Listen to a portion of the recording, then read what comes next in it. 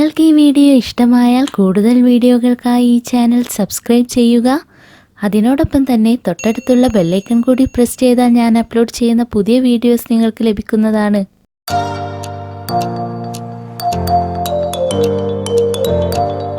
Hi friends, welcome back to Faihas media. ഇന്ന് ഞാൻ നിങ്ങൾക്ക് പരിചയപ്പെടുത്തുന്നത് നല്ല ടേസ്റ്റി ആയിട്ടുള്ളൊരു രാജ്മ മസാല കറിയാണ്.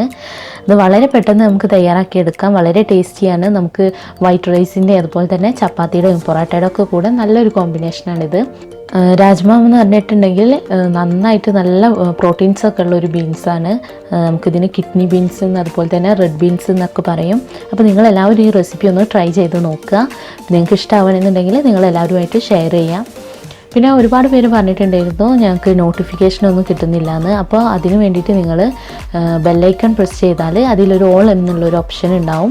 അതുകൂടെ എനേബിൾ ചെയ്യുക. എങ്കിൽ മാത്രമേ നിങ്ങൾക്ക് ഞാൻ പുതിയ വീഡിയോസ് ഇടുമ്പോൾ അതിൻ്റെ നോട്ടിഫിക്കേഷനൊക്കെ കിട്ടുള്ളൂ. അപ്പോൾ നമുക്ക് രാജ്മ മസാല എങ്ങനെ ഉണ്ടാക്കിയെടുക്കാൻ നോക്കാം. അതിന് വേണ്ടിയിട്ട് ഞാനിവിടെ 2 കപ്പ് രാജ്മ എടുത്തിട്ടുണ്ട്. ഇതിന് നമ്മുടെ നാട്ടിൽ കിഡ്നി ബീൻസ്, റെഡ് ബീൻസ് എന്നൊക്കെ പറയും. ഒരുപാട് പ്രോട്ടീനുള്ളൊരു ബീനാണിത്. നല്ല ടേസ്റ്റാണ്. നമ്മുടെ ചപ്പാത്തിയുടെയും അതുപോലെ തന്നെ ചോറിൻ്റെ കൂടെ വൈറ്റ് റൈസിൻ്റെ ഒക്കെ കൂടെ നല്ലൊരു കോമ്പിനേഷനാണിത്. ഇതിപ്പോൾ ഞാനൊരു ഓവർനൈറ്റ് സോക്ക് ചെയ്തെടുത്തിട്ടുള്ളതാണ്. 2 കപ്പ് ഉണ്ട് ഇത് ഏകദേശം. അപ്പോൾ ഇനി ഇത് നമുക്കൊന്ന് കുക്കറിലിട്ടിട്ട് വേവിച്ചെടുക്കാം.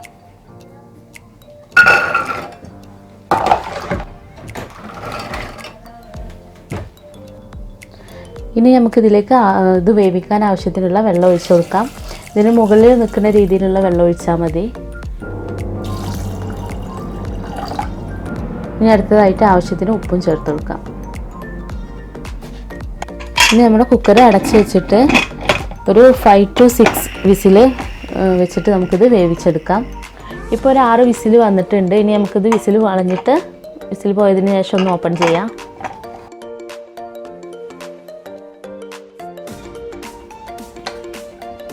കണ്ടപ്പോൾ നമ്മളെ രാജ്മ നന്നായിട്ട് വെന്തിട്ടുണ്ട്. കണ്ടോ, നന്നായിട്ട് വെന്തിട്ടുണ്ട്. ഇനി ഇത് നമുക്കൊരു സൈഡിലേക്ക് മാറ്റി വെക്കാം.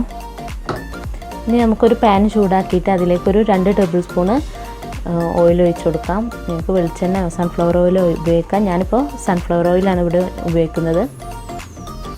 2 ടേബിൾ സ്പൂണ് ഓയിൽ ഒഴിച്ച് കൊടുക്കാം. ഇനി അടുത്തതായി ഇതിലേക്ക് 2 സവാള നല്ല കനം കുറച്ചിട്ട് നീളത്തിൽ അരിഞ്ഞിട്ടുള്ളതാണ്. ഇത് ഇതിലേക്ക് ചേർക്കാം. ഇനി നല്ല ബ്രൗൺ കളറാവുന്നത് വരെ നന്നായിട്ട് വഴറ്റിയെടുക്കാം. നല്ല ഗോൾഡൻ ബ്രൗൺ കളറാവണം. ഇപ്പോൾ ഉള്ളിയൊക്കെ നന്നായിട്ട് വാടി നല്ല ഗോൾഡൻ ബ്രൗൺ കളറായിട്ടുണ്ട്. അധികം കൊണ്ട് കളറ് മാറേണ്ട. അപ്പോൾ പിന്നെ കറിക്കൊരു കയ്പ്പ് രസം വരും. അപ്പോൾ പിന്നെ ഇത് നമുക്കൊരു പ്ലേറ്റിലേക്ക് മാറ്റാം.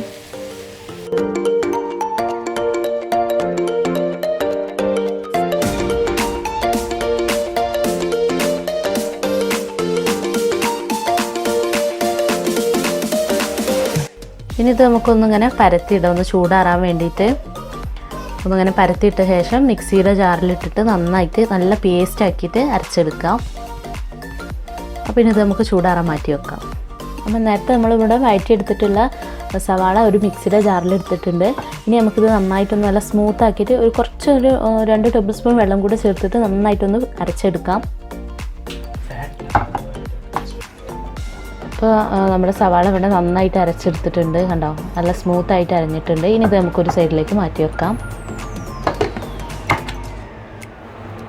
ഇനി നേരത്തെ നമ്മൾ സവാള വഴറ്റിയെടുത്ത അതേ പാനിൽ തന്നെ നമുക്കൊരു 1 ടേബിൾ സ്പൂൺ ഇഞ്ചി വെളുത്തുള്ളി പേസ്റ്റ് ചേർത്ത് കൊടുക്കാം. ഞാനിവിടെ എക്സ്ട്രാ ഓയിലൊന്നും ചേർക്കുന്നില്ല.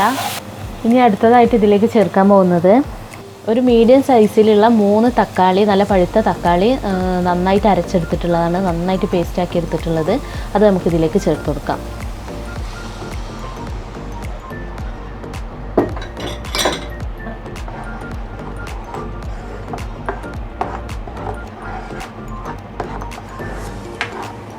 ഇനി ഈ തക്കാളി നന്നായിട്ട് വഴറ്റിയെടുക്കണം.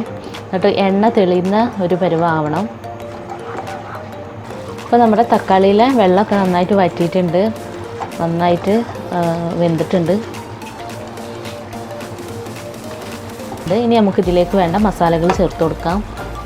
ഇനി നമുക്കിതിലേക്ക് ഒരു 1/4 ടീസ്പൂൺ മഞ്ഞൾപ്പൊടി ചേർത്ത് കൊടുക്കാം. പിന്നെ അതുപോലെ തന്നെ 1 ടേബിൾ സ്പൂണ് മല്ലിപ്പൊടി, 1 table spoon Kashmiri chilli powder.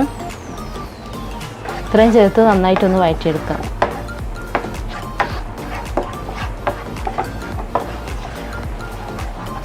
ഇനി അടുത്തതായിട്ട് ഇതിലേക്ക് നേരത്തെ നമ്മൾ പേസ്റ്റാക്കി വെച്ചിട്ടുള്ള സവാള ചേർക്കാം.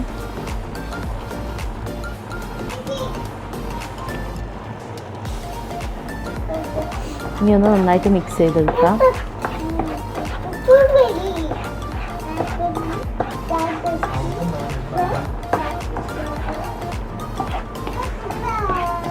ഇനി അടുത്തതായിട്ട് ഇതിലേക്ക് നമ്മൾ നേരത്തെ വേവിച്ച് വെച്ചിട്ടുള്ള രാജ്മ ചേർത്ത് കൊടുക്കാം.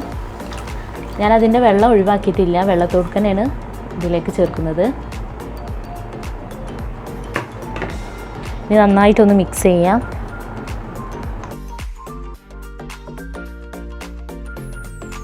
ഇനി നമുക്കിതൊരു 5 മിനിറ്റ് അടച്ച് വെച്ച് വേവിക്കാം.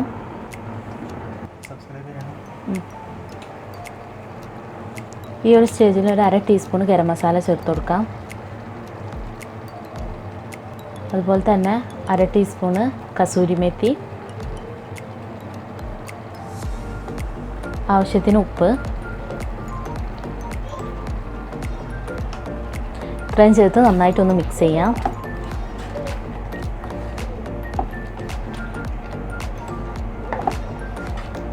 നല്ല ടേസ്റ്റി ആയിട്ടുള്ളൊരു കറിയാണിത്. എല്ലാവർക്കും ഇഷ്ടമാവും. വൈറ്റ് റൈസിൻ്റെ കൂടെയും ചപ്പാത്തിയുടെ കൂടെ ഒക്കെ നല്ലൊരു കോമ്പിനേഷനാണ്. അപ്പോൾ നിങ്ങളെല്ലാവരും ഇതൊന്ന് ട്രൈ ചെയ്ത് നോക്കുക. പിന്നെ നിങ്ങൾ ആദ്യമായിട്ടാണ് ഈ വീഡിയോ കാണുന്നുണ്ടെങ്കിൽ, നിങ്ങൾക്ക് ഇഷ്ടമായിട്ടുണ്ടെങ്കിൽ നിങ്ങൾ സബ്സ്ക്രൈബ് ചെയ്യുക. അതുപോലെ തന്നെ അതിൻ്റെ തൊട്ടടുത്തുള്ള ബെല്ലൈക്കൺ കൂടി പ്രസ് ചെയ്താലേ നിങ്ങൾക്ക് ഞാനിടുന്ന പുതിയ നോട്ടിഫിക്കേഷനൊക്കെ കിട്ടുള്ളൂ.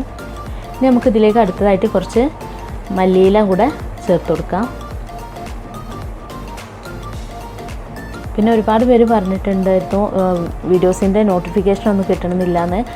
അതിന് വേണ്ടിയിട്ട് ബെല്ലൈക്കൺ പ്രസ് ചെയ്തിട്ടുണ്ടെങ്കിൽ ഓൾ എന്നുള്ളൊരു ഓപ്ഷൻ കാണാം. അതുകൂടെ എനേബിൾ ചെയ്തിട്ടുണ്ടെങ്കിൽ മാത്രമേ നോട്ടിഫിക്കേഷൻ വരുള്ളൂ. അപ്പോൾ അത് പ്രത്യേകം ഒന്ന് ശ്രദ്ധിക്കാം. അതുപോലെ തന്നെ നിങ്ങളുടെ ഫ്രണ്ട്സും ഫാമിലിയുമായിട്ടൊക്കെ ഈ ഒരു വീഡിയോ ഷെയർ ചെയ്യാം. അപ്പോൾ നമ്മുടെ രാജ്മ മസാല ഇവിടെ റെഡി ആയിട്ടുണ്ട്. ഇനി നമുക്കിതൊരു സെർവിങ് ഡിഷിലേക്ക് മാറ്റാം.